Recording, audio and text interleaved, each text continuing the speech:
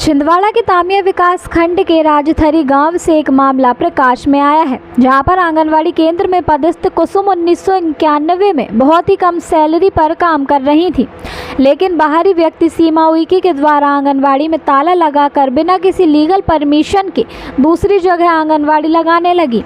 हैरानी की बात तो यह है कि उक्त महिला का किसी भी सरकारी रिकॉर्ड में कोई भी लीगल दस्तावेज नहीं लगा है, लेकिन फिर भी वह आंगनवाड़ी कैसे संचालित कर रही है, आज तक इस पर कोई कार्रवाई नहीं हुई है। जब पीड़ित महिला ने कुसुमबाई के पूरे मामले की शिकायत वरिष्ठ अधिकारियों से की, इसके बाद भी कोई राहत नहीं मिली। इसके बाद मामला कोर्ट में चला और इसके बाद कोर्ट के निर्देशन पर सीमा उइके परियोजना अधिकारी ने निलंबित कर दिया था, लेकिन इसके बाद भी जबरन स्कूल भवन की किचन सेट पर आंगनवाड़ी संचालित हो रही है।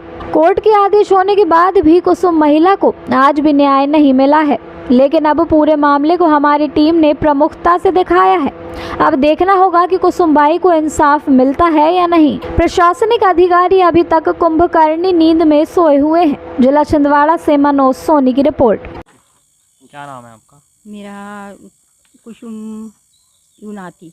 क्या समस्या आ रही है आंगनबाड़ी में आपको? आंगनबाड़ी में ये समस्या, मैं सन 91 से कार्य करती थी। हाँ। बहुत कम पैसा मिलता था उस समय में। कितने सन से? सन 91 से। 1991? जी 1991 से कार्य करती थी मैं, आंगनबाड़ी कार्यकर्ता का।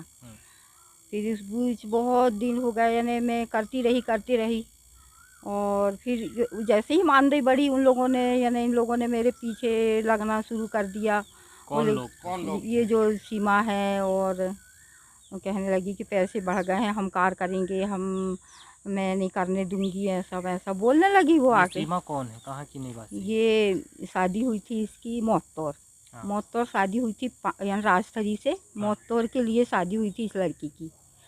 तो यानी पहले इसकी बहन का उनने कर दिए, ये बोले नहीं ये करेगी वो करेगी। पैसा जैसे ही बढ़ा वैसे ही मेरे पीछे लगे। बहुत कम पैसे से कार्य करती थी मैं।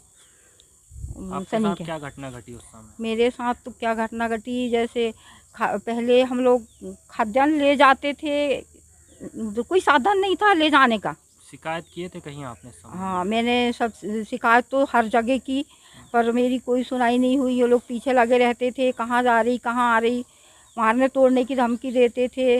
और मेरा बच्चा भी बीमार रहता था, एक छोटा वाला, एक ही बेटा था मेरा, वो भी बीमार रहता था। तो भी मैं आंगनवाड़ी का कार्य करती थी, समय पे आंगनवाड़ी आती थी समय पे, और समय पे मीटिंग में भी आती थी, सब पूरा कार्य करती थी और रिपोर्ट भी सही समय पे देती थी। मगर मेरे साथ बहुत बुरा हुआ। कौन लोग थे जो आपको धमकी दे रहे थे? जैसे ये सीमा वगैरह है ना, इनके रिलेशन वाले धमकी देते थे। बोले तुम यानी तुम आंगनवाड़ी में कार्य नहीं करोगी, तुम आंगनवाड़ी छोड़ दो। मैं कहती थी कि मैं नहीं छोड़ूंगी आंगनवाड़ी, मेरे को सरकार। कहाँ शिकायत किया था और क्या आपको जो प्रशासन है या फिर जिम्मेदार व्यक्ति है, क्या सहयोग मिला आपको वहाँ से? क्या न्याय मिला आपको? न्याय मिला, कलेक्ट्रेट में मैंने शिकायत की, वहाँ गई, मेरे को फिर वहाँ से आदेश भी मिल गया। हाँ। और मेरे वहाँ फिर उन लोगों ने मेरे साथ बहुत अत्याचार किया, मेरा डॉक्यूमेंट्स जलाया, मेरी आंगनवाड़ी का ताला तोड़ा, और अभी भी वो आंगनवाड़ी वैसे ही पड़ी है। और जब से मेरे को वो पैसे भी नहीं देने लगे तो मैं बहुत परेशान हो चुकी थी। कलेक्ट्रेट से आपको आदेश हुआ था कि आप आंगनबाड़ी लगाएं?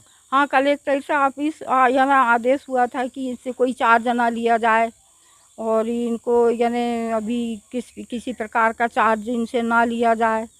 तो भी मेरे को उन लोगों ने कहने लगे कि मारने पीटने की धमकी देने लगे। तो मैं कहने लगी कि मैंने भगवान अब मैं क्या करूं। कौन कौन इन्वॉल्व है इस मामले में? कितने लोग हैं? बस 3 या 4। क्या क्या नाम है उनके?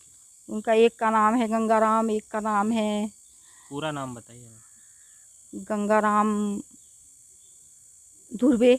हाँ। और ब्रजनंदन सा, और एक है क्या बोलते से मनसराम। 4 लोगों ने आपको परेशान? जी, 4 लोगों ने परेशान किया। मेरी आंगनवाड़ी से दलिया उठा के रख दिया ऐसे रोड पे, और मेरे पे झूठा लांछन लगाया गया। मैंने ऐसा कुछ नहीं करी, और मेरे को झूठा लांछन लगा के मेरी नौकरी छीनी गई, और मेरे बच्चे बहुत छोटे छोटे थे।